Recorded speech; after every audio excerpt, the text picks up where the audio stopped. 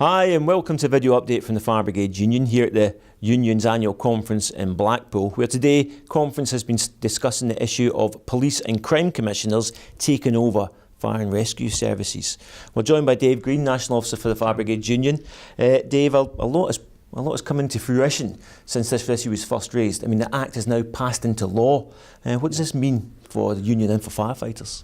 Well, it means that the police and crime commissioners can take over the running of the fire and rescue service if they so wish. I mean, there are safeguards apparently built into the legislation, but I think all they have to do is ask the Home Secretary and she'll agree. What this means for the fire and rescue services is that the police and crime commissioner could take over the running of the fire service. Fundamentally, we disagree with that. There's lots of issues about it, but primarily it's a principled opposition. The opposition being that we are a humanitarian service, the police are, to be honest, a law enforcement service, and there's a complete distinction between the two. So we totally recognise the role of the police. We work with the police all day, every day in all parts of the country and get on fine. But the reality is they are very distinct organisations, and we are trying our best to maintain that distinction. Our concern is that PCCs don't see it like that at all. Yeah.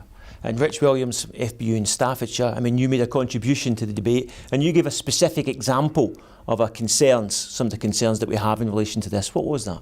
Yeah, our concerns are about the neutrality with us working with the police in terms of the ability to still conduct our home fire risk checks, our safe and well visits to the elderly and the young groups as well, and also the ability that we might feel a bit more of a threat to communities because working closer with the police. So we've seen increase of attacks on firefighters nationally, and that could escalate as people see us more of a law enforcement agency rather than that agency going in helping them, giving them advice about safety.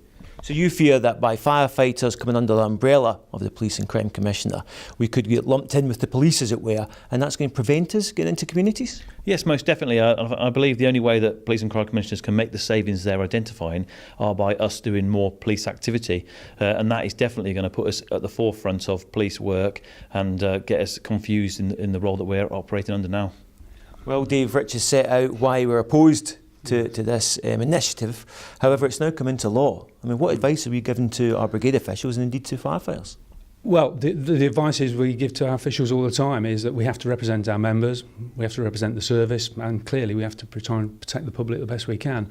And the only way we can do that is to get stuck in.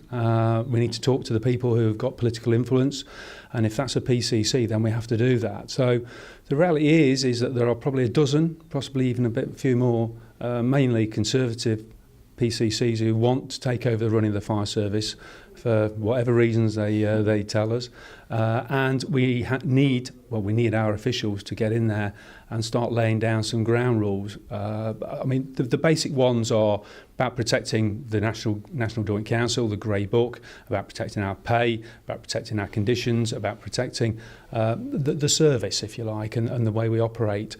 There are other sort of fire service specific areas, but the reality is that our officials need to get in there and speak to whoever. I think we've always said that as regards the trade unions, the trade union we represent. I mean, that's what you do, unfortunately, and politicians come in all shades and we have to talk to them all. Thanks, Dave. Another huge issue getting discussed here at the FBU annual conference. For more updates on this and indeed every other issue, you can go to our website, that's www.fbu.org.uk, or you can follow us on Twitter, where we have a specific hashtag for conference, and that's hashtag FBU17. The Twitter feed is, of course, at FBU National. Till next time, thanks so much, Dave.